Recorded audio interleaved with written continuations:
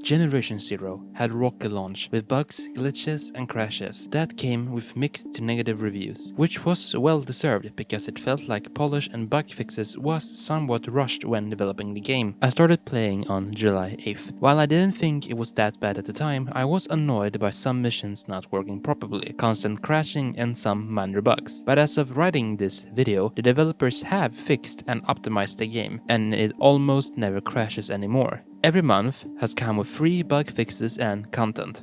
Aside for the paid expansions, Alpine Unrest and Phoenix Rising, the devs' intent is to work and give free updates to the game, and while so far it's mostly have been bug fixing and setting a foundation for a bigger content addition, for me it's enough to show that the devs are listening to the community and work to improve the game, instead of leaving it in their dirt to decay.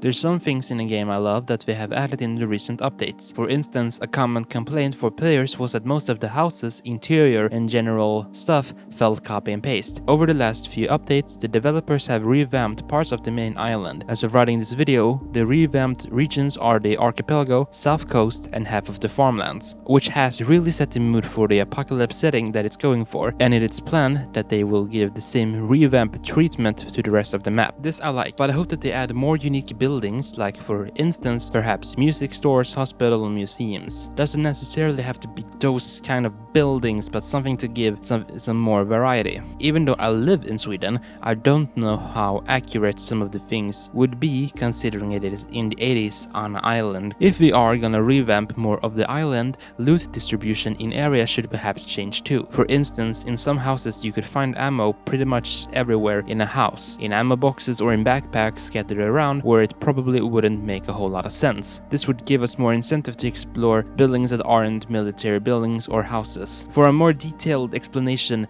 Puffy has a video that explains this perfectly, and I will link this in the description. In the March update, they changed the inventory system. In the start, it was a grid-based layout akin to Deus Ex and Resident Evil, where each item had a box size and you were limited to that. Now it is weight-based, like with each item having a weight. This was a great change because it made the inventory system management less of a chore, with stacking items and being pissed because you had to work on how things would fit in the grid. With it being weight-based, items like ammo are stacked and don't have a limit, so instead of having multiple stacks of ammunition, they are all in the same place. However, because the new inventory system is vertical-based, it creates a new problem. It's quite harder to navigate. With the old system, everything was right there in front of you, but now you have to scroll down lists and tabs, and if you're in the middle of a battle, then it can get really stressful. It's been debated by some whether it would be better to just revert to the grid system. I don't think this is a good idea, but what I can understand from that point is that the old system was easier to navigate. I'm no UX or UI designer, but perhaps having different type of lists that the player can choose from, or having more things on the screen by simply making the items look smaller. The weight system should be there no matter what, because I think it's more realistic to have a weight limit instead of grid. As of right now, the inventory system works, but it can get tedious, and it has happened quite often where I accidentally placed my whole inventory in the plunder box because I accidentally pressed wrong buttons. However, this might be a mistake on my part because I probably didn't understand something in the menus. Next is an improved audio setting. I really want to listen to the ambient sounds of the environment, but more often than not I will have to greatly reduce the sound effect sounds because the gun and explosion sounds are very loud even at 10%. I think there should be more dedicated sliders for different things like guns, explosive, or machine noises, and having the sliders go from 1 to 100 instead of 10 to 20 to 30, etc, etc. The actual audio design of the game is really great in my opinion, but it ultimately goes away thanks to noises greatly being louder than the ambient noise.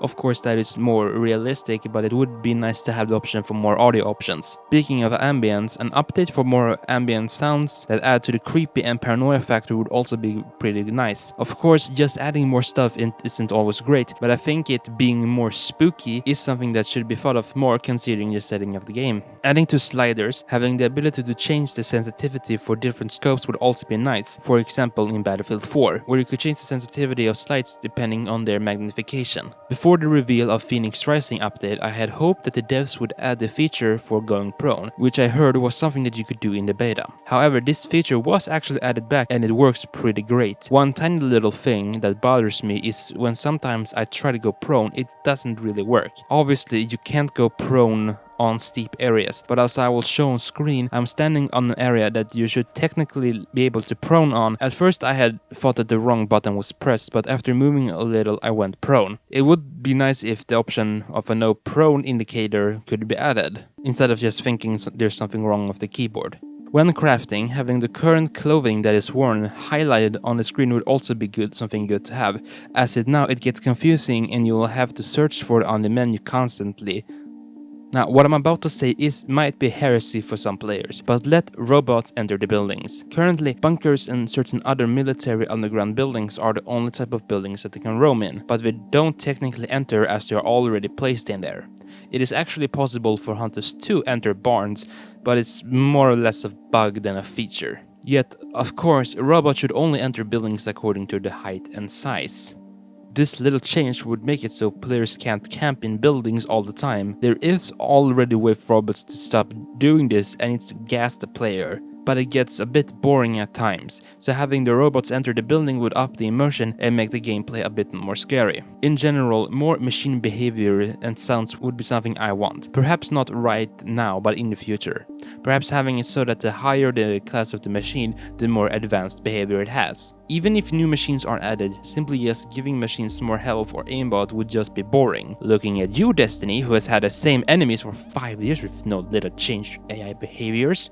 Next thing. I don't know if this is because of resources and due to the current pandemic, but give NPCs that aren't part of main missions voice lines. Tiny spoilers for Alpine Unrest and Phoenix Rising. In both DLCs there is a camp where NPCs hangs out. This is good, but they don't really speak unless they are giving you a mission. Even when they give side missions, the interaction of them giving you the mission is said in the description more often than not. For instance, in the side mission of the Resistance in Phoenix Rising, it says that our player character told Veronica of a character named Elsa from Alpine Arrest about where she was.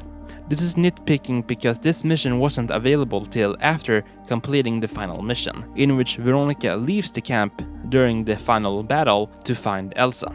So this means our character has said this off screen. For NPC characters that haven't gotten spoken lines at all makes them feel empty despite them having technically talking to us. But to counter-argue that, it might not only be a resource but because the player character is a silent protagonist. So in that sense, their decision makes sense, considering the base game doesn't have NPCs at all. But I'm honestly not a big fan of silent protagonist, as I think it limits the story and development for our character. Perhaps a decent middle ground would be a text-based dialogue like in Fallout games or any other RPG, where your character doesn't have a voice but they still talk through dialogue text options. Despite that, NPCs do need a bit more work than just being the voice on the radio and standing around. For a story with important characters, it feels like we're the only ones who can make a difference and literally doing all the work. So having NPCs doing more active things would be a welcome addition. The escort mission of Phoenix Rising, while I do think it's a bit long, felt really good because we had the character Kalle with us and it really upped the intensity of having to protect the truck while escorting him to the final area.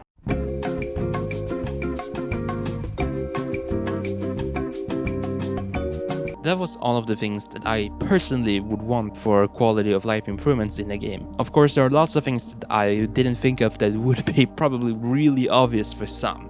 In that case, I decided to ask other people in the community for what quality of life changes that they probably would want, so let's see what they actually wanted. Starting with Burger Player, he wants hotkeys for specific items like gas mask or for throwing a grenade. Be able to see what loot is from a newly looted machine. Then we have Lucid, and he wants sensitivity slider for scopes, more save files, instead of having characters sharing world progress. Be able to respec skills. Stop finding duplicate clothing for characters. Keybind for gas mask, perhaps higher level cap to 35. Increase stamina before Phoenix Rising updates. And last we have Puffy, and let's check what he wants. He wants light switches and fuse box can be all used to make the entire house dark and affects AI. Seekers check dark houses more, but enemy patrols check empty houses less. Environment traps with fuse boxes to a bit more obvious, on electric bus or something of the sort. Enemies get through doors.